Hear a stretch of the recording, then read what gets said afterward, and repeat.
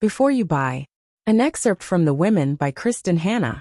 When Frankie woke, the airplane cabin was quiet except for the hum of the jet engines. Most of the window shades were drawn. A few overhead lights cast a gloomy glow over the men packed into the jet.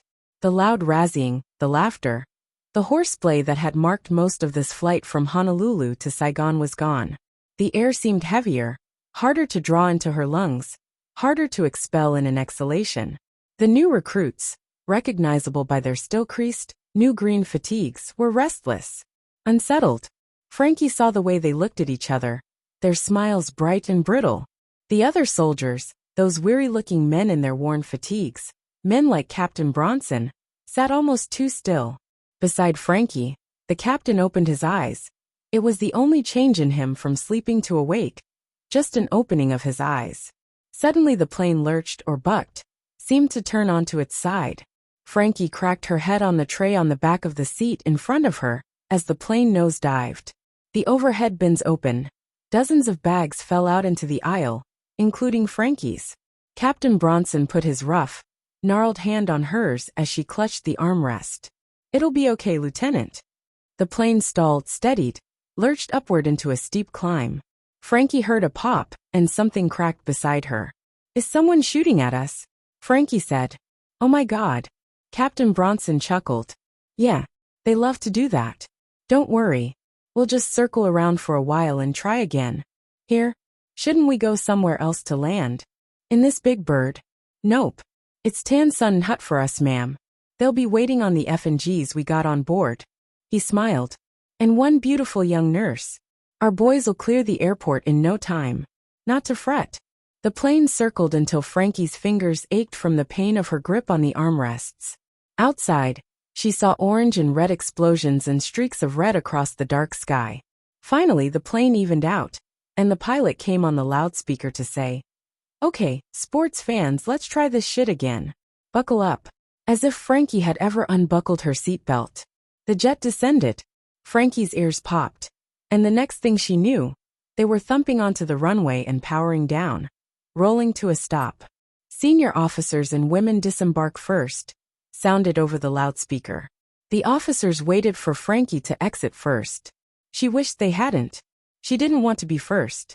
Still, she grabbed her travel bag from the aisle and slung it, and her purse, over her left shoulder, leaving her right hand free to salute. When she exited the aircraft, heat enveloped her. And the smell. Good Lord, what was it? Jet fuel. Smoke.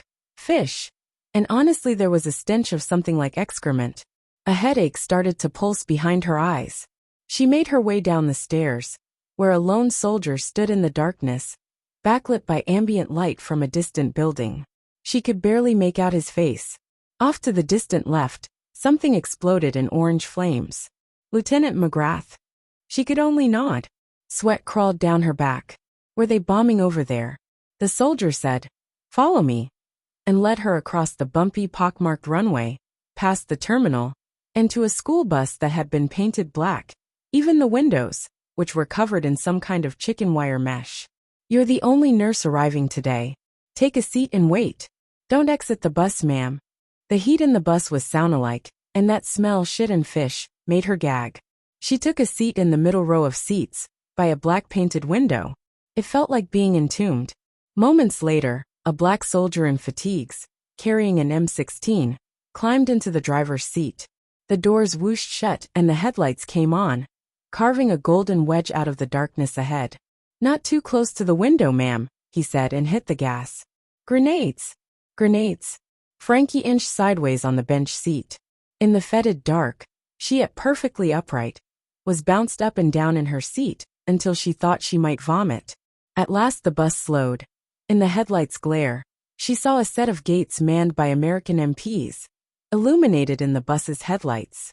One of the guards spoke to the driver, then backed away. The gates opened and they drove through. Not much later, the bus stopped again. "Here you go, ma'am." Frankie was sweating so profusely she had to wipe her eyes. "Huh. You get out here, ma'am." "What? Oh." She realized suddenly that she hadn't gone to baggage claim, hadn't retrieved her duffel. "My bag. It will be delivered, ma'am." Frankie gathered up her purse and travel bag, and went to the door. A nurse stood in the mud, dressed in a white uniform, cap to shoes, waiting for her. How on earth could that uniform be kept clean? Behind her was the entrance to a huge hospital. "You need to exit the bus, ma'am," the driver said. "Oh yes."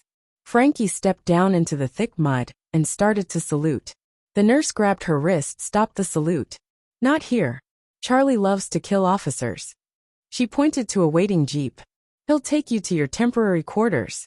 Report to admin for in processing tomorrow at 0700.